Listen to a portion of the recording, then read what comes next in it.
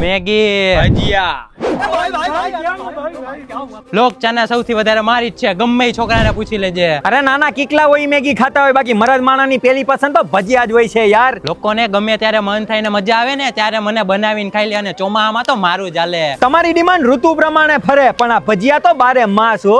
એ તમને ખાઈને તો લોકો હંગી રે, અને તમને ખાઈને લોકો પેટમાં જ હંગી રહે. મેંદો રહ્યો ને વેલો પચે નહીં, પેટમાં વલોયવા જ રાખે. અને અમને ખાઈને લોકોના પેટ બગડતા નથી, પેટ સાફ થાય છે. મોટા મોટા કેફેમાં મેનુ બુકમાં મારું નામ હોય છે.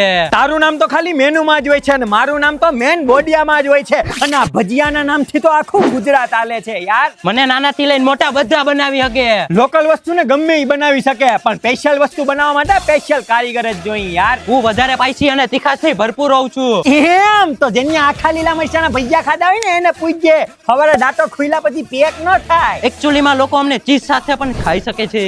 ઈ ભલે ને ગમે એની એરે ખાય, પણ મેગી ખાઈને માર્કેટમાં મૂક્યા હોય ને એના કોઈ દી ઇતિહાસ ન હોય યાર. હું વેલી અને જલ્દી બની જાવ એટલે લોકો મને પેલા બનાવવાની પસંદ કરે. તઈ લગ્ન પ્રસંગમાં ઘરધણી બધાને મેગીઓ જ ખવડાવે, ભજીયા થોડી ને ખવડાવે.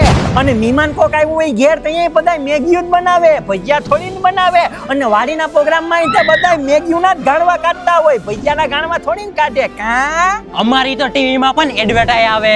એડવર્ટાઈઝ નવા નિશાળિયા કરાવે, અથવા તો જેનું માર્કેટમાં હાલતું ન હોય ઈ કરાવે. હવે તારી ગણતરી કેમાં થાય ને ઈ તું નક્કી કરી લેજે. અરે તમારા સ્વાદમાં તો કઈ કાઢી લેવાનું જ ના હોય, મારો સ્વાદ જો.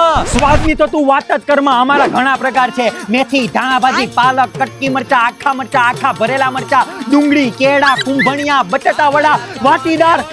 એ 5 પ્રકાર તો હજી હું બોલ્યો નથી. અને મારા કાકા મોટા બાપાના ભાઈઓને બોલાવીને વણેલા ગાંઠિયાને અને પાટા ગાંઠિયાને તો તને આઈને મુતરાવી દે હે કલેજા. તમારામાં કેટલા પ્રકાર આવે હે? કે તો ખરી. એક મેગી ને એની બેન બીજી આ પેરી લેંગી હે ઉભી રેની ક્યાં ભાગેલી? એ તને કહું એલી પણ લે, આ તો ખુરશી હોઈતી ભાઈ.